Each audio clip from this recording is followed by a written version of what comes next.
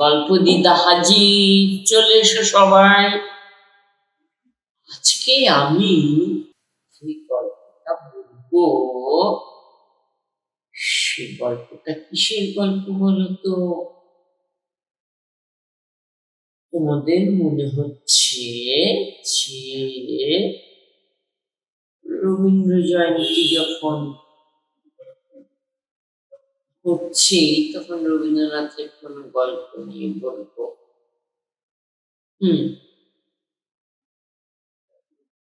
তোমরা ঠিকই ধরেছ, গল্পটার নাম পোস্টমাস্টার। পোস্টমাস্টার এই গল্পটা নিয়ে সত্যজিৎ রায় সিনেমাও আছে। আমি তো বই দেখে বলছি না, বহু পাতার পর পাতা বলতে পারবো না, গল্পটা ছোট্ট করে বলছি। একটা ছোট গ্রামে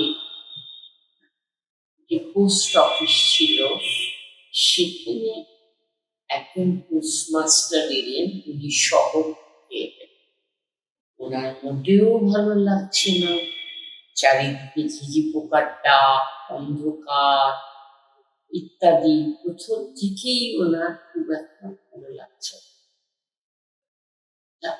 ওনাকে মানে পোস্টমাস্টারকে রান্না করে দেওয়ার জন্যে, জল এনে দেওয়ার জন্যে একটা ছোট্ট মেয়েকে ওখান থেকে রেখে দেওয়া হলো। সেই মেয়েটির নাম রতন। পোস্টমাস্টারের সঙ্গে রতনের মোটামুটি ভাব হয়ে গেল। রতন এই 10-11 বছর বয়স। পোস্টমাস্টার দেখে একটা ছোট্ট মেয়ে লেখাপড়া করে না, তখন পোস্টমাস্টার তাকে বই খাতা কিনে অ আ ইত্যাদি শেখাতে আরম্ভ করে। সবে শিখতে আরম্ভ করেছে। এর মধ্যে পোস্টমাস্টারের ধরলো ম্যালেরিয়া। গ্রামাঞ্চলে তখন ভীষণ ম্যালেরিয়া হচ্ছে। ম্যালেরিয়া হচ্ছে মশার কামড়ে যে জ্বর হয়, জ্বরটা কিছুতেই সারতে চায় না। আর এখন আমাদের শহরে ম্যালেরিয়া হলেও সারতে চায় না, তবে ঠিক ওষুধ পড়ে যায়। সেই ম্যালেরিয়াতে পোস্টমাস্টারের কাঁপুনি দিয়ে জ্বর এলো। সে ভুল বকতে লাগলো। রতন তার প্রত্যেক দিনের খাবার দেয়, সেবা করে। সে দাদাবাবু বলে বলে, এই তো আমি আছি। আর পোস্টমাস্টার বলে মায়ের কথা ইত্যাদি ভাবে দিন কেটে পোস্টমাস্টার একটু সেরে। পোস্টমাস্টার এই সেরে উঠেই এই গ্রামে আর থাকবেন না।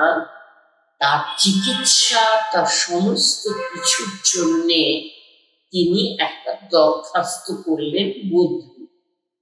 এ খবর তো রতন জানে না। রতন আসে, পড়ালেখা শেখে, চলে যায়, আবার সকালবেলা উঠে জল আনে, সমস্ত কিছু করে। একদিন পোস্টমাস্টার তাকে ডেকে বলল, বুঝলি রতন, আমি তো চলে যাচ্ছি, আরেকজন পোস্টমাস্টার আসবেন, সে তোকে পড়ালেখা করাবে। রতন না একটা অদ্ভুত অভিমান, ধাক্কায় সে যেন একটা দিশেহারা হয়ে গেল। সে পোস্টমাস্টারকে বারবার বলল, তুমি তোমার বাড়িতে আমাকে নিয়ে চলো, তাহলে আমি সেখানে গিয়ে লেখাপড়া করতে পারবো। আমাকে তুমি আর কারোর কাছে রেখে যেও। যেদিন পোস্টমাস্টার বিদায় নেওয়ার দিন, নতুন পোস্টমাস্টারদের তাকে বুঝিয়ে দিয়ে রতনের সাথে আলাপ করতে গিয়ে পোস্টমাস্টারের নৌকোটা ছেড়ে দিল। তখন পোস্টমাস্টার অনুভব করলেন তিনি যেন ঠিক কাজ করলেন না, কিছু একটা ফেলে যাচ্ছেন যেটা তার সঙ্গে করে নেওয়া ছিল। রতন ঠিক আগের মতনই তার ঠিক টাইমে জল তোলা, তার যা যা কাজ সে করতে লাগলো। এইখানেই আমাদের গল্প শেষ হলো। যত সুন্দরভাবে রবীন্দ্রনাথ লিখেছেন আর যত সুন্দরভাবে সত্যজিৎ রায় পরিচালনা করে আমাদের সামনে ফুটিয়ে তুলেছেন, আমি কোনোটাই পারলাম না।